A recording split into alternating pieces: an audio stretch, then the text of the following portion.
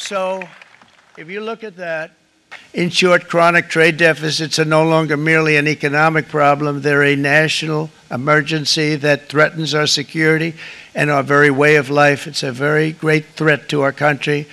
And for these reasons, starting tomorrow, the United States will implement reciprocal tariffs on other nations.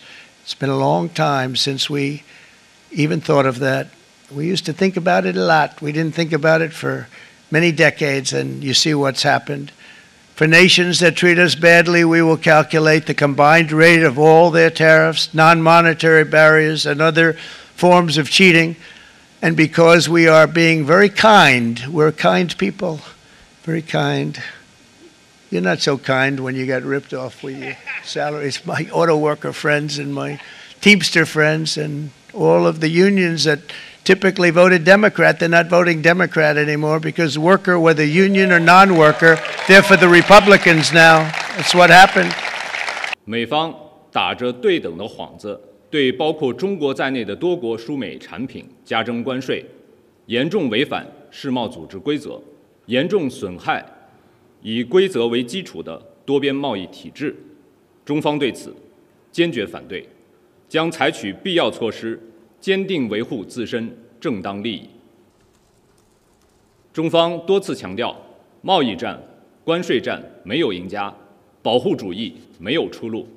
中方敦促美方纠正错误做法，以平等、尊重、互惠的方式，同包括中国在内的世界各国磋商解决贸易分歧。美国单方面加征关税，违反世贸组织规则。 损害的是各国人民的共同利益，也无助于解决美方自身的问题。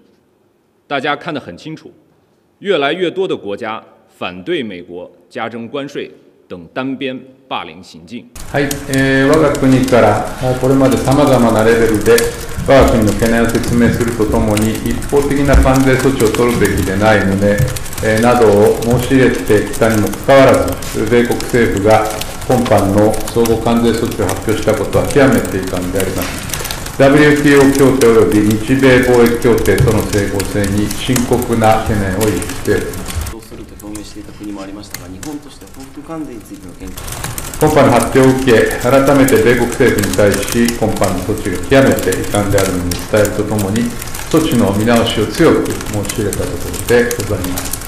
にあたり、米国側は日本の自動車や農産品の分野に非関税消費、今般の措置をはじめ、米国政府による広範な貿易制限措置は、日米両国の経済関係、ひいては世界経済や多角的貿易体制全体等に大きな影響を及ぼしかねないと考えております。石破総理からは、すでに米国による関税措置の内容や我が国への影響を十分に精査しつつ、 引き続き米国に対して措置の対象からの我が国の除外を強く求める。 President Trump's announcement of universal tariffs on the whole world, including the European Union, is a major blow to the world economy. I deeply regret this choice. Let's be clear-eyed about the immense consequences. The global economy will massively suffer. Uncertainty will spiral and trigger the rise of further protectionism. The consequences will be dire for millions of people around the globe, also for the most vulnerable countries, which are now subject to some of the highest US tariffs, the opposite of what we wanted to achieve. The tariffs will also hurt consumers around the world. It will be felt immediately. Millions of citizens will face higher grocery bills, medication will cost more, as well as transportation. Inflation will go up, and this is hurting in particular the most vulnerable citizens. All businesses, big and small, will suffer from day one, from greater uncertainty to the disruption of supply chains, to burdensome bureaucracy. The costs of doing business with the United States will drastically increase. And what is more, there seems to be no order in the disorder, no clear path through the complexity and chaos that is being created as all US trading partners are hit. In the past 80 years, trade between the European Union and the United States has created millions of jobs. Consumers across the Atlantic have benefited from reduced prices. Businesses have benefited from huge opportunities, leading to unprecedented growth and prosperity. And at the same time, we know that the global trading system has serious deficiencies. I agree with President Trump that others are taking unfair advantage of the current rules, and I'm ready to support any efforts to make the global trading system fit for the realities of the global economy. But I also want to be clear. Reaching for tariffs as your first and last tool will not fix it. This is why, from the outset, we have always been ready to negotiate with the United States to remove the remaining barriers to transatlantic trade. At the same time, we are prepared to respond. We are already finalizing the first package of countermeasures in response to tariffs on steel, and we're now preparing for further countermeasures to protect our interests and our businesses if negotiations fail.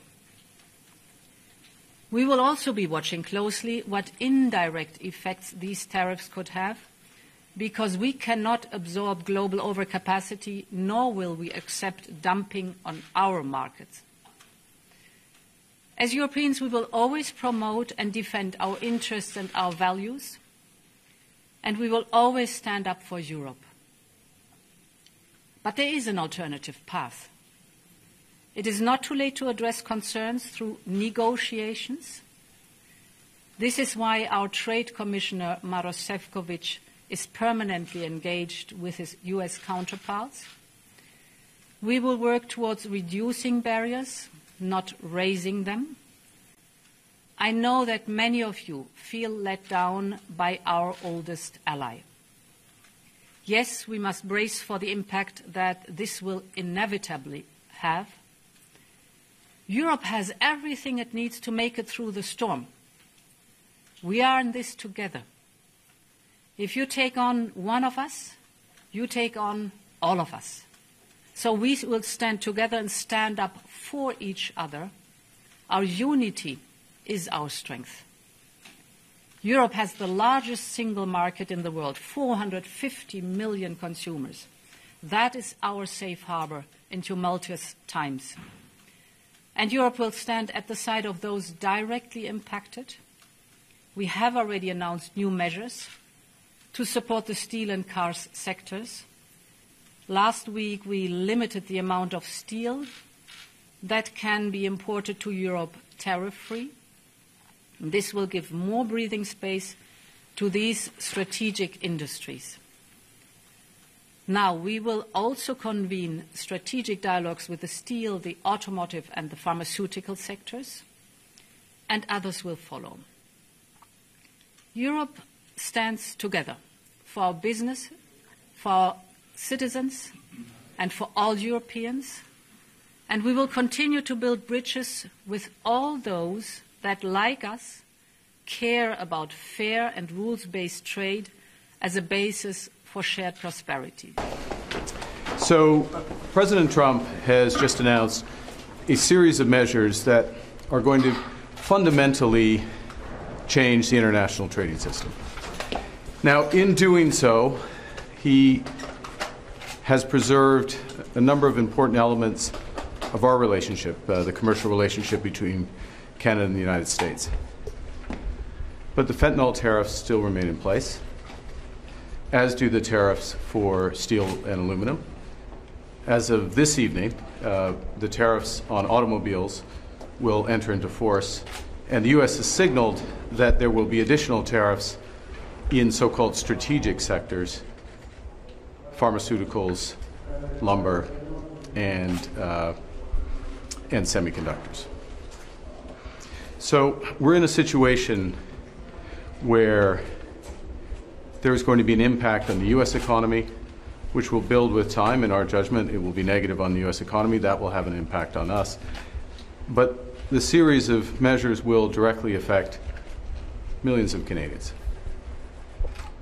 We're going to fight these tariffs with countermeasures.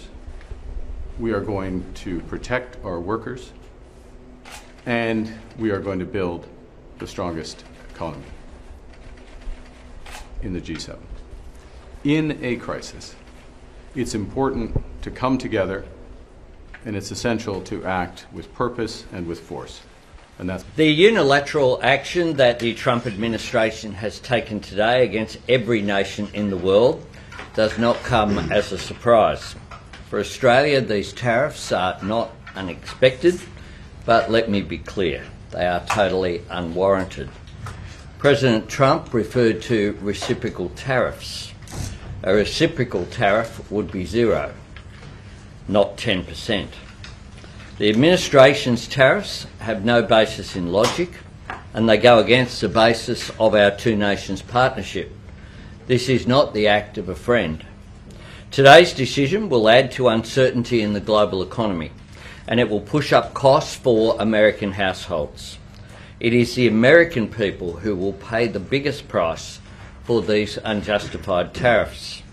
This is why our government will not be seeking to impose reciprocal tariffs. We will not join a race to the bottom that leads to higher prices and slower growth.